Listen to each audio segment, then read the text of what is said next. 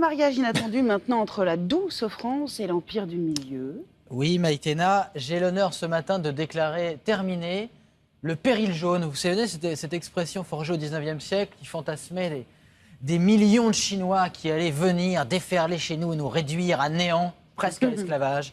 Eh bien, c'est terminé. Tu as toujours peur, Léon. Eh bien, justement, il ne faut plus avoir peur.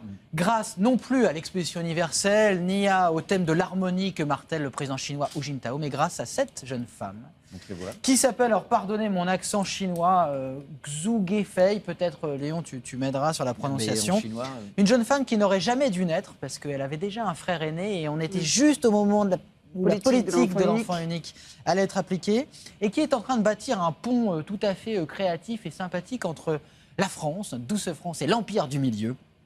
Grâce à ça, ce petit objet insolite que j'ai entre les mains, format à l'italienne, qui est une bande dessinée franco-chinoise. Un scénariste français et un dessinateur chinois. C'est-à-dire que les dessins sont en chinois, mais les textes sont en français. Les dessins, voilà. Mieux sache le contraire. Ça, exactement ça. Les dessins sont chinois et l'histoire est scénarisée par un Français. Alors, cette petite jeune femme, elle est née il y a 30 ans dans un camp forestier à la frontière avec la Corée du Nord. Son père était bûcheron, sa mère dirigeait la cantine du camp. Et elle adorait la France, elle écoutait Jeanne Moreau sur un petit transistor, elle lisait Victor Hugo d'abord en chinois, puis en français. Et ses parents ont tout sacrifié pour elle, dans le bon sens, pour lui permettre de vivre son double rêve, vivre en France et devenir éditrice. Pauline Cazobon l'a rencontrée, elle a un parcours absolument hallucinant, qu'elle raconte dans ce livre, Petite fleur de Mandchourie. Et en même temps, elle sort le 2e tome de ses bandes dessinées. On écoute Pauline qui a interviewé Xu Guifei. La seule chose que je imaginais en France qu'on peut faire librement, c'est la liberté de parole. Donc si je ne peux pas faire la maison d'édition à Paris, je peux faire nulle part dans le monde.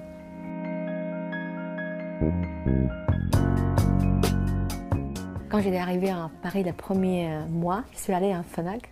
Je suis allée chercher les bandes dessinées parce que j'ai compris que c'est le pays de la bande dessinée. Et je cherchais dans le rayon asiatique, je trouvais 0 bande dessinée chinois, il y a 6 ans. Et je me suis dit comment c'est possible, un pays qui a 20% de la population, dans le pays, le plus grand pays de la bande dessinée, il n'avait rien. Comment c'est possible?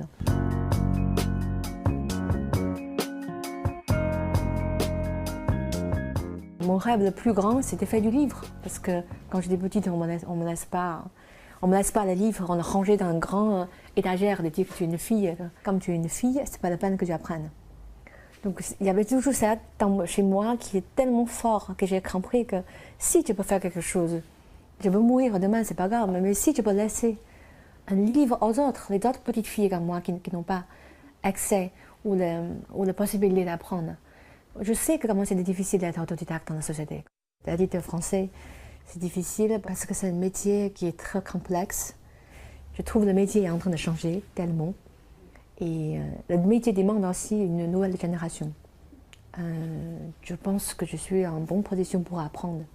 Mais il y a tellement de grands maîtres devant moi, je ne peux pas prétendre être une éditrice aujourd'hui.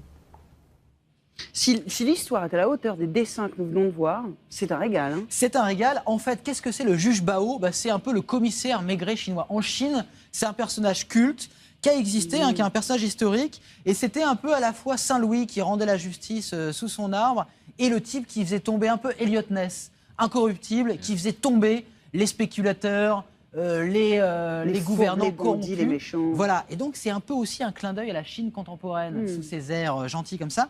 Ce qui est absolument génial, c'est que tu parlais tout à l'heure, Léon, en fait, le dessinateur, c'est un maître de la gravure chinois. Donc, c'est pour ça que c'est très, très beau. Très beau. Hein. Et le scénariste est français, mais s'inspire des histoires réelles du juge Bao. Parce qu'en fait, la petite Xu Guifei a dit nous, on sait dessiner mais chinois, mais on ne sait pas tellement raconter d'histoire. Donc, elle a réussi la synthèse parfaite. Ce qui est aussi très, très bien, c'est que elle est en train de réussir vraiment son pari. Elle a vendu les droits de la version du juge Bao en Chine et elle a négocié les 3 versions en chinois, en anglais, en français de cette BD sur l'iPhone. Donc, elle a de la suite dans les idées. Moderne. Elle a fait 10 000 boulots. Elle a même travaillé dans un restaurant de prostituées à Dalian, à Shenzhen, dans la pétrochimie.